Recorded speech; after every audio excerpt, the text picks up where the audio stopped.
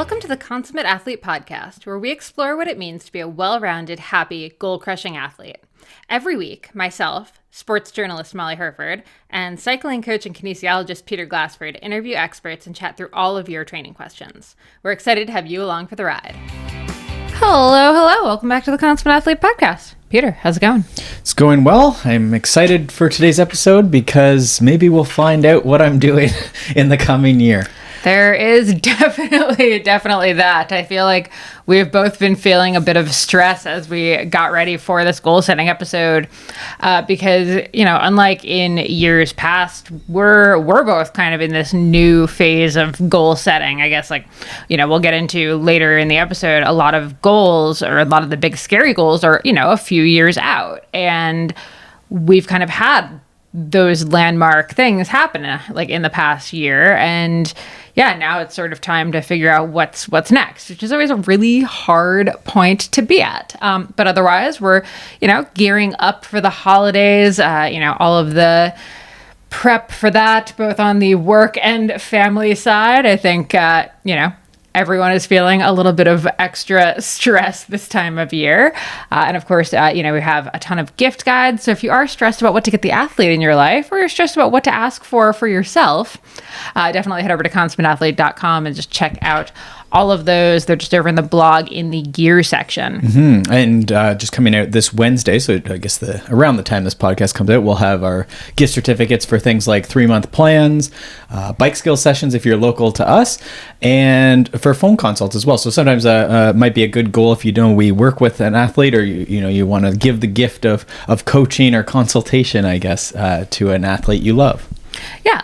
So definitely check all of that out at consummateathlete.com. And of course, before we get into this episode, just a quick shout out to our sponsor, Payable. So we've been working with Payable for pretty much since they got started, actually.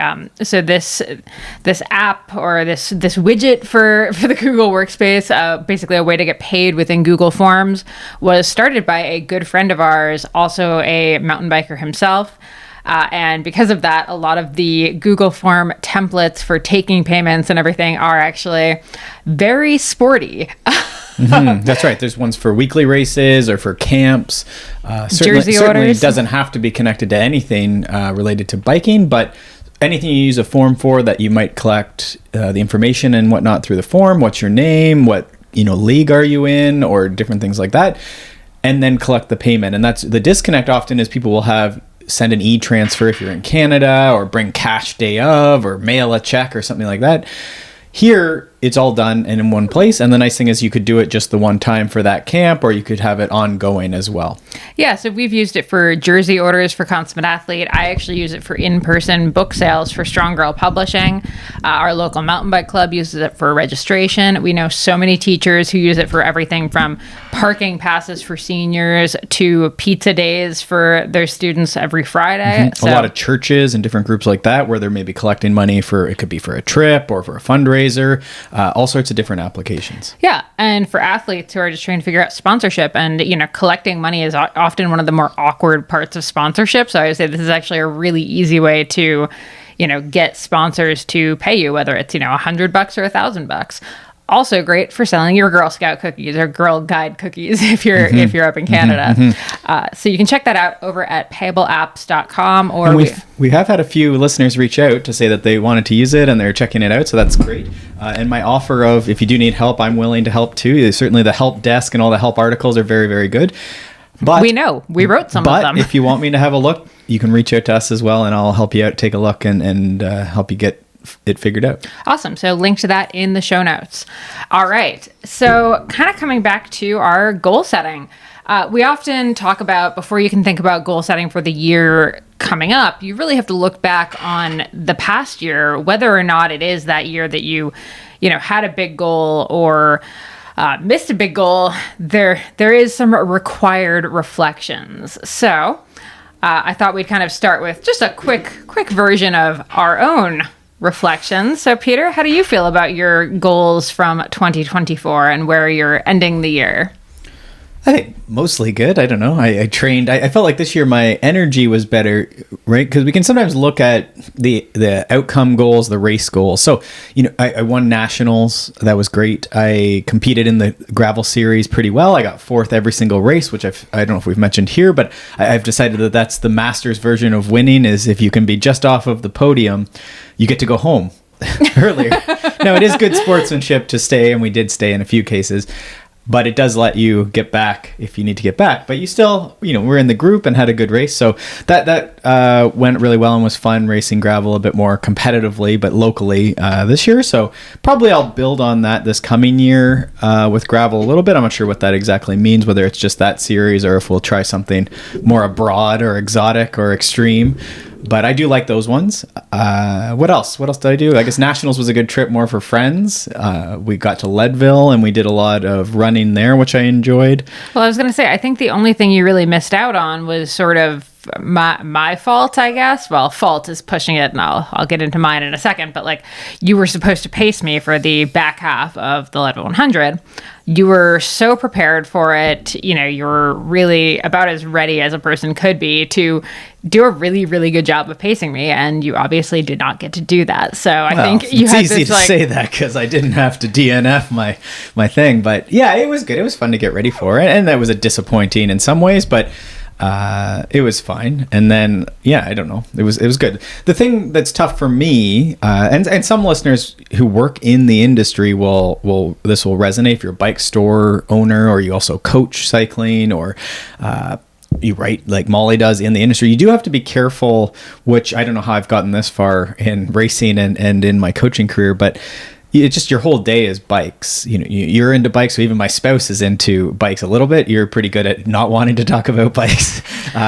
So it's tough. So I think that's where I'm a little cognizant about how hard I push myself a lot of time with my racing, especially as I'm into my 40s now, is because a lot of my day is spent invested in the athletes I work with. So there is a lot of ups and downs, just in their daily training, let alone when we're into race season. So I try and be careful with that. And that's where things like running or strength training or walking, hiking, I've really been drawn to in the last few years. Not that I don't like racing my bike, but I'm just a little more selective with it because of those other goals and other things that I want to do with my day and my life. Mm-hmm. Which I guess gets into more of like the next topic. Well, hopefully you'll see how the other goals embed. But yeah, did you have any thoughts as far as your season, like reflections? Yeah, for sure. I mean, I think obviously if you've been listening to the podcast, I was all geared up to race Leadville. It's been my big goal for a few years now. It's been my really focused goal for the last 2 years.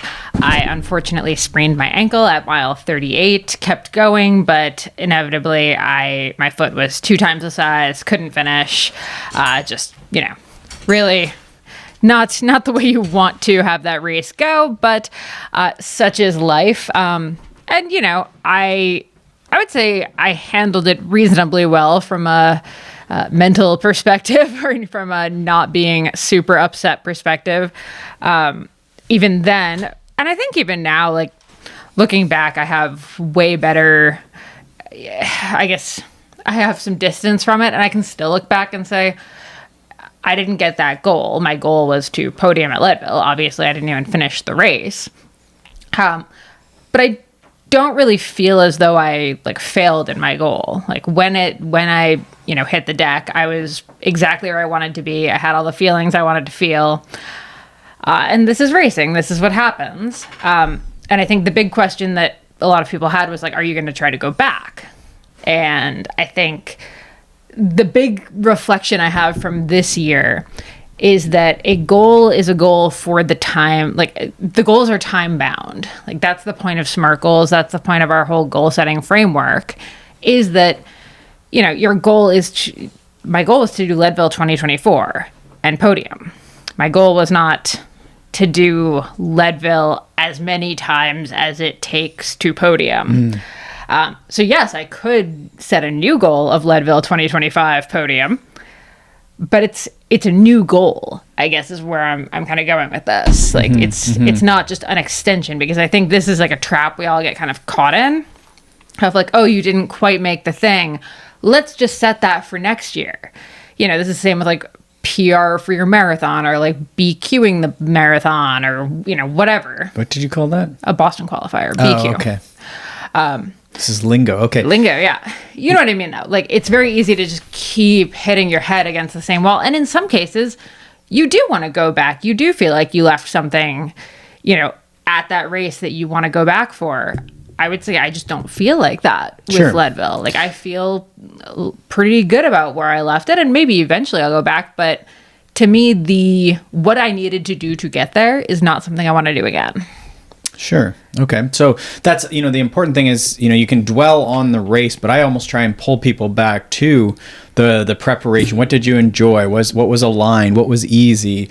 Certainly, what are some limiters? What are some things we can improve on? But some of the limiters that you can choose to not compete when we have limiters, right? Some of us are, fast twitch people. Some of us are slow twitch people. So there's a certain type of event that generally you're going to cluster towards. Some of us are high focus. Some of us are low focus. Some of us like to go forever. Some of us like to be really speedy and be done with it really quick, right? So if we choose to compete, in these certain disciplines or in these certain events, you can sort of make it easier for yourself. The catchphrase is, if it looks like grit, or it's fit if it looks like grit, or something like that. And I'm trying, if that was Epstein or who said that. I think that was like Epstein talking about Epstein. in range. Was it that? I'm probably messing that up.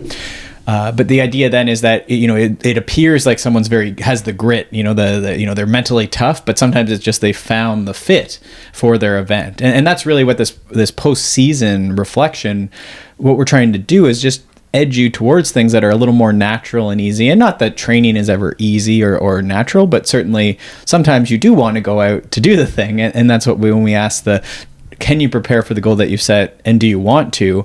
Sounds like an odd thing to ask someone. Of course I want to do the goal I've set, but you'd be surprised how often that is not the case. And in fact, they can't prepare for it, because every week I see an athlete, or I consult with an athlete, or I build a plan where it's, they don't live in a place that's conducive to it. They're not really into doing the sport, the discipline that they want to do very often. And then there's a family vacation, in the couple months or weeks before the event. And again, I always say that none of these things mean you can't do it, but you have to really like it. And the goal has to match that setup. If you're just trying to participate in something, that's different than these really time-bound goals or whatever, right? So I think you always want to reflect, did this all make sense, or did you set yourself up for failure? For sure. And I mean, for me, in the case of Leadville, I would say I very much set myself up for success how we did it. Like, looking back, I really wouldn't change anything about my prep. Like, I feel like I was completely ready to go into it. Bad luck. The thing is, I don't want to, can you prepare for the goal you've set? Yes. Do I want to? No. I love the training, and we'll get into this. Like, I still plan on doing 100 milers this coming year. I don't want to live in an altitude tent again. Mm-hmm. And I mean, you don't have to it's a phase, and it's a time in life. I didn't mind living in it, but at some point you don't want PVC coating around your bed for right. Years on end. Well, and you could say, we could move to elevation. There's other ways to be prepared for elevation as well, but I think it was the whole travel and everything wrapped up in going to such a large, these bucket list events are just such a rigmarole to qualify and get to and have the people there to support. For sure. Yeah. I mean, and that's, as I'm looking ahead, I'm also sort of thinking about the economics of it, frankly. And, I started Strong Girl Publishing over a year ago now. We have a few books. We're going to have a few more next year. I have a lot going on with that. And the weeks that it takes to get out to Colorado, to acclimate, to do all that stuff, and the expense of doing that, and to have to do it twice to, qualify again and then get out there again. It just doesn't make sense with the other demands sort of pulling on my life at the moment. So, we talk about this all the time. When you're looking at the athletic goals and you're thinking about what's coming up, I think it's super important to also list out everything going on in your life outside of your athletic endeavors, because I think it's really easy for us to silo off what we're doing for, here's sport, here's work, here's family, and they're all just like these separate buckets or separate silos. And then it's, you have all these goals set in all of them that don't actually work together. Mm-hmm.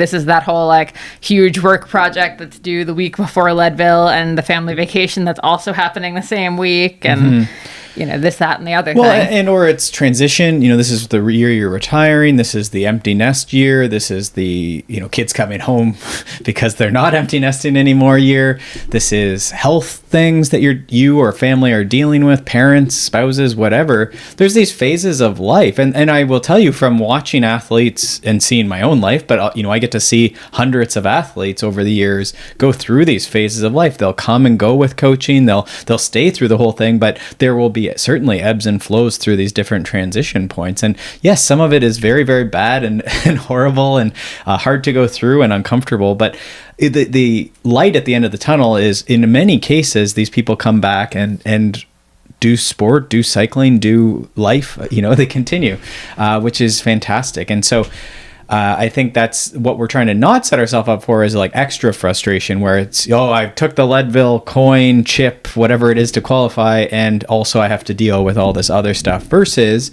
you could still compete in cycling, but maybe stay, close to home. We love this. We call it the placemat, but I generally race within I say the distance that I can ride from our home to comfortably race. And we're fortunate. We live in a bit of a mountain town, but, and of course I don't ride to the event in general, but it's a short drive. So I could be there and back in the morning, even in some cases. So that just keeps the whole investment and whatever. And at the end of the day, I'm tired and I raced really hard. Sometimes I get grumpy and, you have whatever you were there for.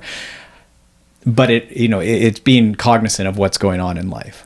Yeah, for sure. So I think, for us looking ahead to next year as we're thinking about it, I think we are going to take the placemat approach, if you will. And if you go back last month, we had, or maybe a month and a half ago now, we had John Shep on the podcast, and he and I were talking about racing in Ontario and the idea of just racing local and, the importance of doing that. And it's something that I feel like I have been missing out on for the last few years.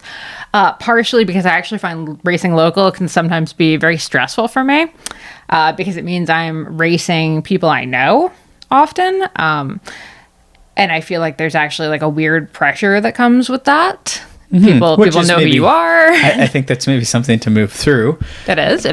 But on the flip side, I think we've been to a lot of events, and I'm actually always surprised that, there's always one or two people we know, but sometimes there's very few that you actually do know. You certainly, events you did here in our town this year, I don't know how many people you knew in those, right? It certainly wasn't hundreds of people who are watching you at all times. For sure. I think it's also just, I don't like competing against friends is sort of the big thing I find tricky. I struggle to do that. And it's funny because you'd think from cyclocross, I would be good at that because cyclocross, everyone was my friend. But maybe that's actually part of it. So endurance racing, that was different than cyclocross. Cyclocross, like there's no time to chat in a cyclocross race. Like that would be unheard of, to like ride up next to a friend and be like, how you doing? But in a 100-miler or a 50-miler or something, like you are going at a pace where you can talk during the race. So it's actually really easy to, kind of be like, oh, should I pace myself with this person? I'm already thinking about that for the 100-miler I have signed up for the spring. Well, maybe it's evolving. Maybe they're going to be more vigorous, and who knows? Or I'm just going to get to the start line, like elbows out, just like, yeah, anyway. I don't know that they have to, but I would say that I get what you're saying, but it's also, if you can, I don't know if that's a growth mindset or what's that? That's not the growth mindset. What's the one where it's abundance, Yeah, for sure. So sometimes it's, you're racing someone you're good buddies with, and it can actually magnify it for both of you, and it can still be really vicious racing, but you're psyched at this person. A lot of times you can trust that person. In cycling, that's a bit more relevant than running, but it's a good wheel. You've maybe trained with this person, and so it's, you just push each other. So I think it's like reframing that, but that could be a thing to spend time on this year. Yeah, for sure. And I mean, for me, and I think for both of us, there are a lot more opportunities in Ontario that I, haven't taken advantage of, whether it's racing. And I mean, even we're coming back this winter because I'm speaking at a lot of different conferences. So I feel like I've really left a lot on the table when it comes to life in Ontario, life around Toronto. So I'm kind of excited to explore that even from the, Strong Girl Publishing side of things, which all fits into, okay, if I have to go really hard on Strong Girl Publishing stuff, then that means my racing needs to not necessarily even take a back seat, but adapt to that. And the way I can adapt to that is, okay, let me race locally. So we're not spending weeks of time transiting to places and doing all of that. Sure. And so I do see this more often, actually. This past year, I've seen it a bit more, especially for kids and young athletes, where you're encouraging them to include school goals and whatever family goals in their goal setting process, which I've never really seen for youth athletes. Usually it's very, I guess, fundamental, basic goal setting. I want to win nationals. I want to go to, we have OFSO as like the high school league. It could be the NICA championships in the States, but encouraging them to be a little more holistic, or thinking about the rest of life. And then that does back out into the different phases of the year. And again, we talk about the accountants being careful in April, these sort of things, because then that helps us decide from this smorgasbord of all the events and travel you could do. You can then choose and narrow it down. And if you speak to your family, then they're going to say, definitely you can't be anywhere in June. Like, this is when graduation is, the kid's graduating, or, we're planning a family vacation in July, you dummy. Like, we have a cottage booked. And then you're like, okay. So then with all these information from what I have going on with work, what you have going on with family, then you can say, okay, there's only actually 2 possible races I can enter this year. I should enter them and get them into the family calendar, the work calendar, which sounds odd, but it's amazing how much work and family will adapt if it gets put in the calendar. And I'm always amazed at how simple it is, but then we forget that, and then it gets blocked over, right? The people will book the conferences at work, and someone else will get the off time, and your family will book more cottage time, I guess, which, I don't feel bad for you with all this cottage time. Yeah, right? Yeah.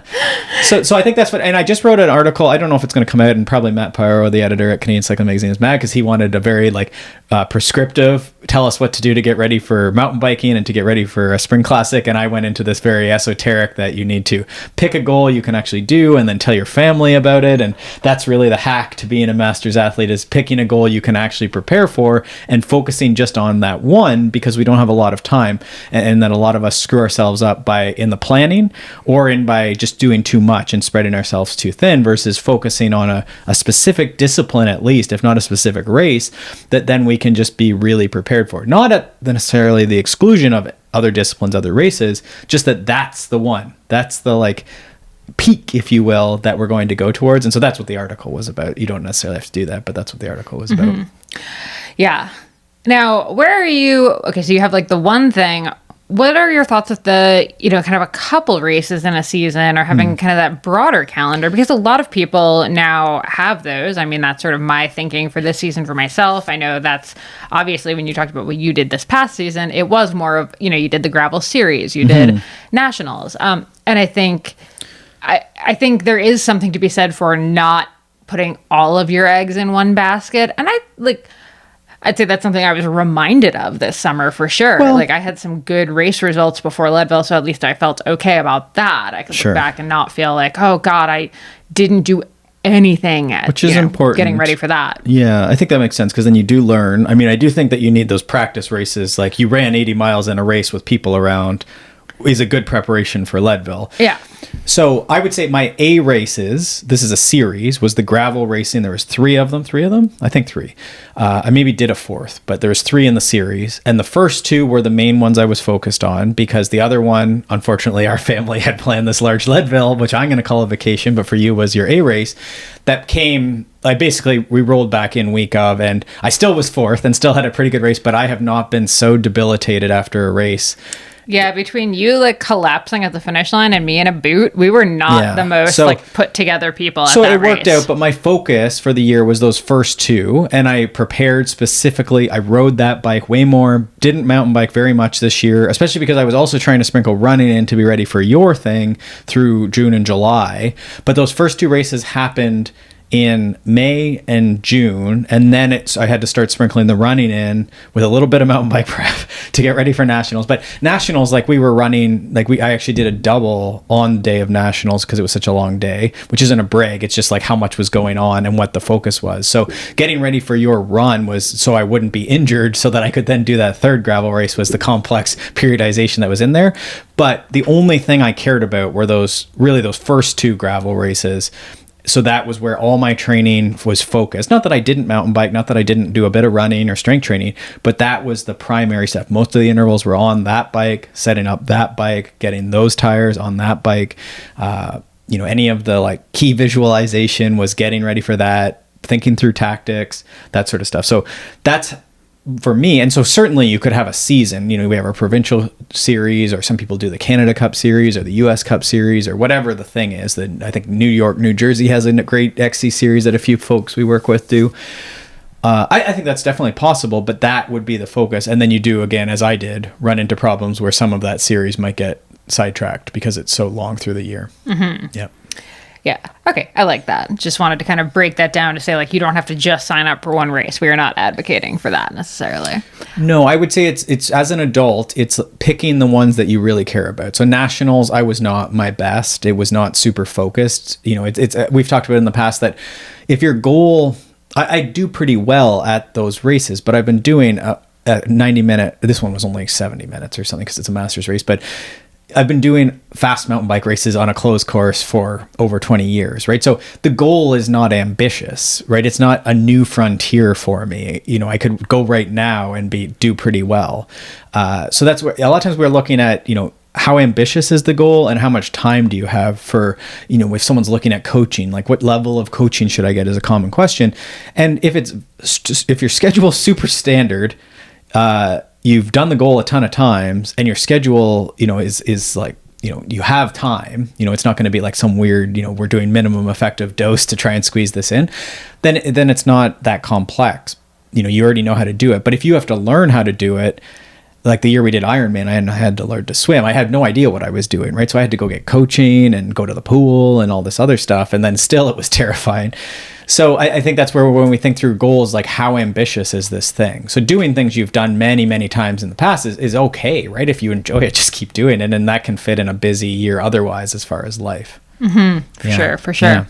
Okay, so do you want to talk about the 5x2 quickly, just to kind of give people a bit of insight into how we kind of look at our short and long term goals here? And this, obviously, we've talked about it a billion times, taken from Dan John, who is a fantastic strength training coach, great writer, tons of books. We've had him on the podcast a bunch of times. And I can't recall that if we actually talked to him about the 5x2, but I'll link to he has a course. It's pretty quick to go through, but he really talks through the 5x2, and it is his invention. And then I'll also link to a 5x2 document that we use that you can have for free, maybe. Can we do that? We do have a freebie for that, yeah. We do? Yep. Oh, okay. Well, we'll figure it out in any case. We definitely do. It's over in the freebie section of the website. So Dan John course, I have that written down, and then we'll do the freebie. And then of course you can book a consult if you want to go through that and discuss your season and the planning you have. But the idea with the 5x2, this is universal between goal setting stuff. This isn't necessarily revolutionary. It's just Dan John put this nice 5x2 on it because it's 2 years, 2 decades, 2 months, and then there's today and tomorrow. So I sort of didn't say that in line, but there you go. I'll take you through it. So at the very, very far end, we have, I like to think of them as your values, but you could be specific with these goals. But most people, it's more values or just, writing down like will be graduated from university in 2 decades, or, maybe my parents won't be around in 2 decades. Some of the stuff that should not be a goal, by the way. No, but they're things that could be true or values or goals. So you could say like your financial goals. A lot of the stuff is things that end in al, so mental, physical.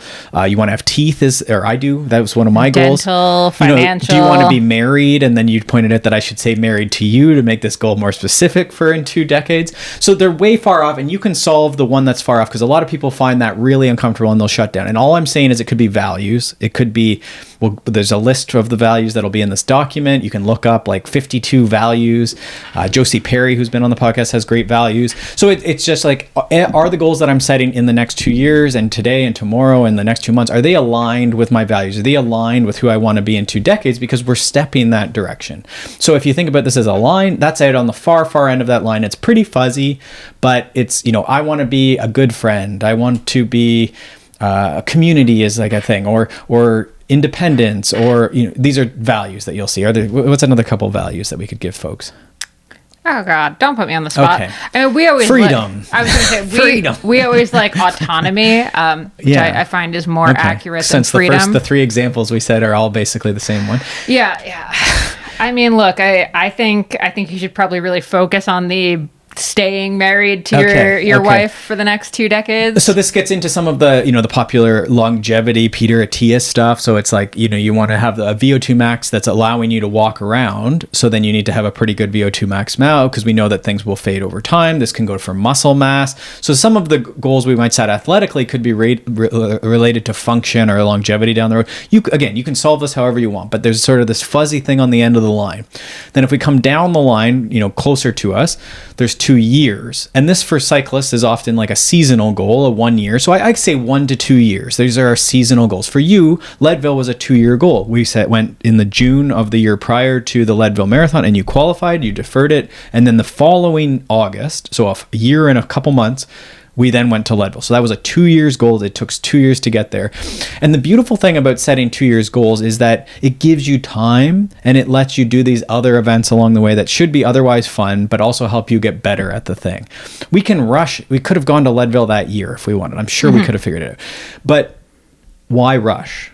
Exactly. Right? Why rush? Why not learn to do a good job with running? You have to build up this stamina, the ability, so that your body doesn't break down. It just is going to take time. For most of us, we should take the time.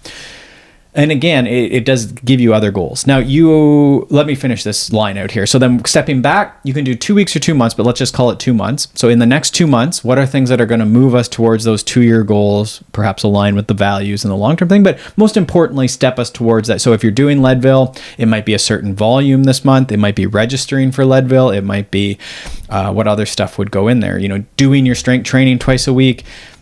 Getting the altitude tent, if that's the sure, thing, learning about altitude, or perhaps what we were just talking to Luke Way about with the respiratory training. We talked about altitude and how breathing is important, and how this $200 device might actually give you a good head start with that.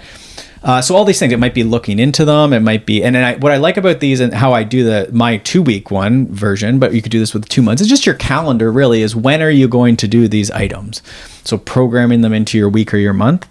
And then stepping back from that, we have today and tomorrow. So today is a checklist of 1 to 3 things that a person who is achieving your goals and has your values might do. So I brush my teeth twice a day. I move daily. I don't really put any constraints on time or what it is, just did you move? And it's maybe a softball, because I'm a bit of a fidgeter and like to move around. But and we have a dog, so it motivates it, but there's the odd day it's hard to accomplish. And so what it might mean is some push-ups and sit-ups and stretching before we go to bed, because we've driven the entire day, which we do accumulate a number of those days, right? It might be in an airport walking for my 10,000 steps rather than sitting in Starbucks on my phone, right? So the moving one sounds odd, but that's who I want to be. So it's a pretty central one.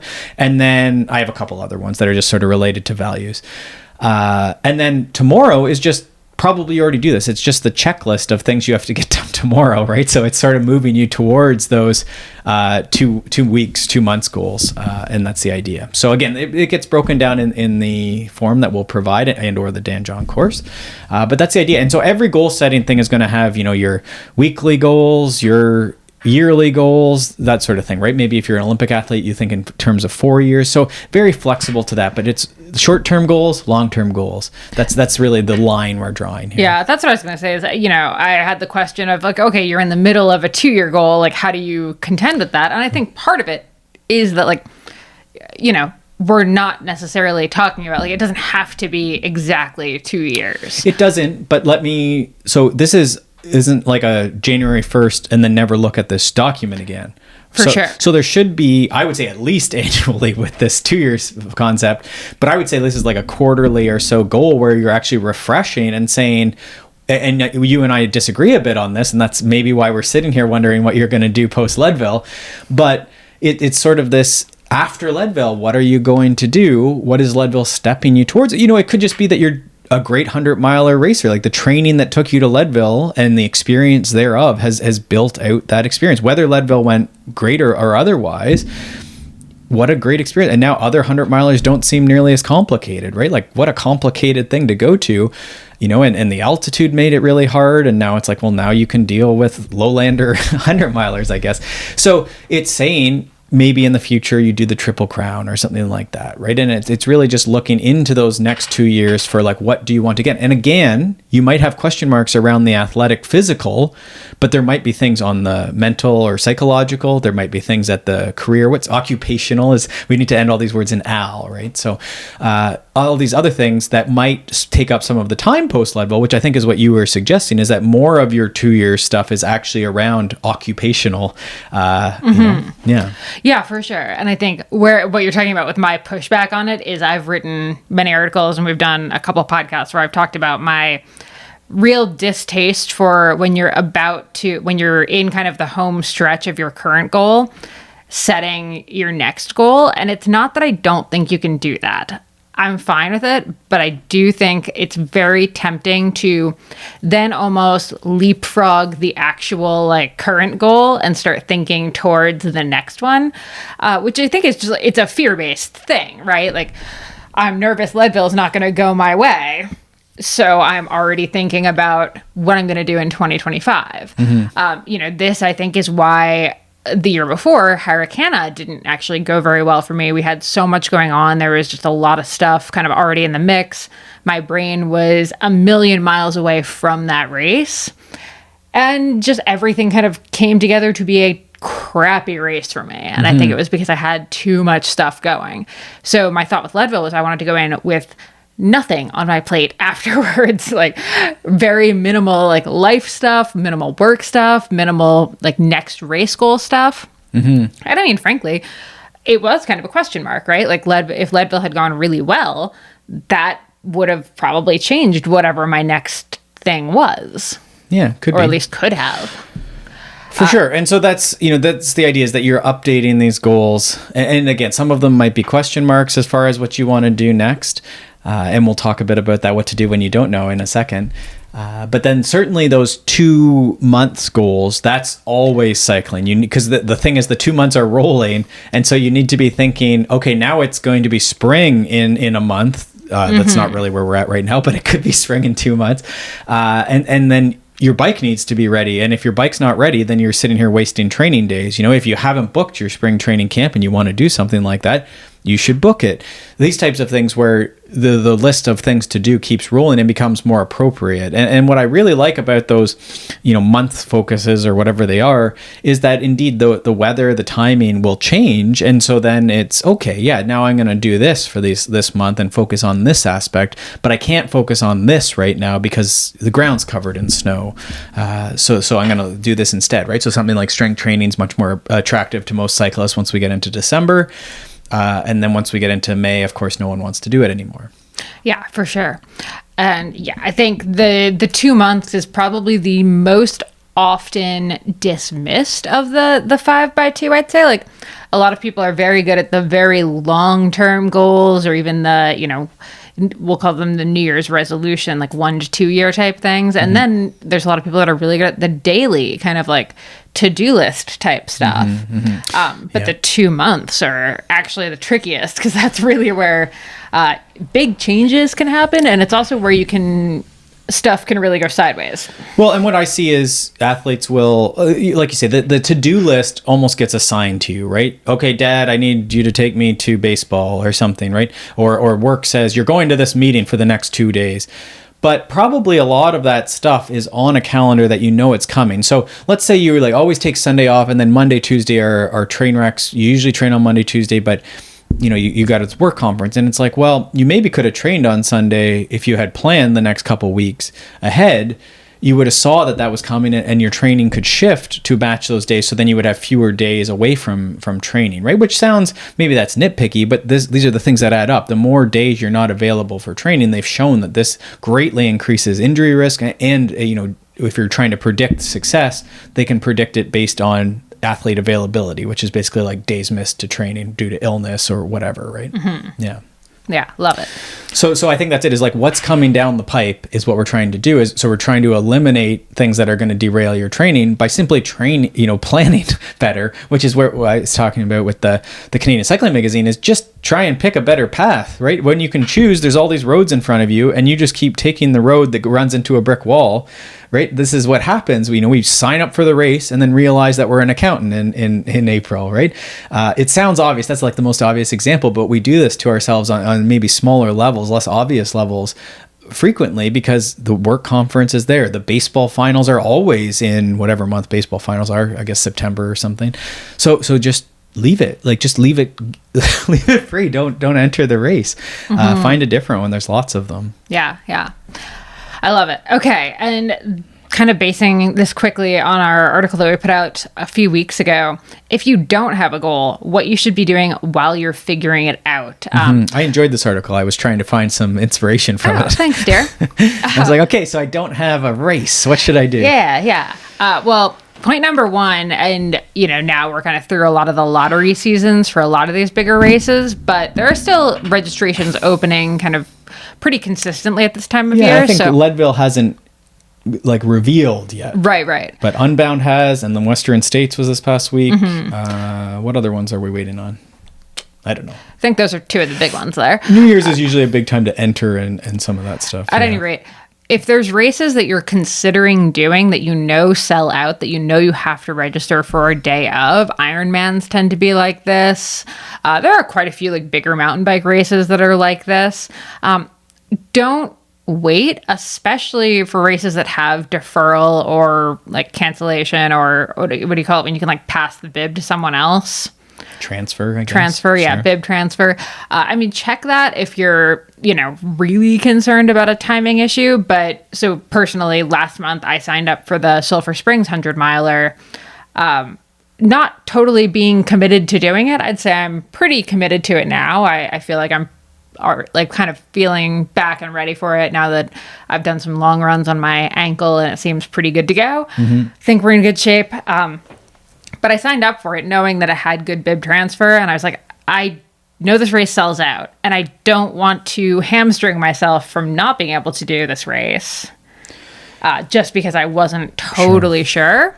And it's pretty good timing as far as, when we'll be away and then come back. And then the location, we've been to it. We liked it. You already ran it as a half. What is that called? A 50-miler. Yeah, 50-miler. And so, there's a lot of upsides there as far as, the chances that you're going to be really sad. And then I guess the downside risk is what you're saying is you want to look at if you sign up, are you going to lose all your money, or are there ways out of this equation, right? Are there, you said you could transfer it to give it to someone else. You could go to a different length of race.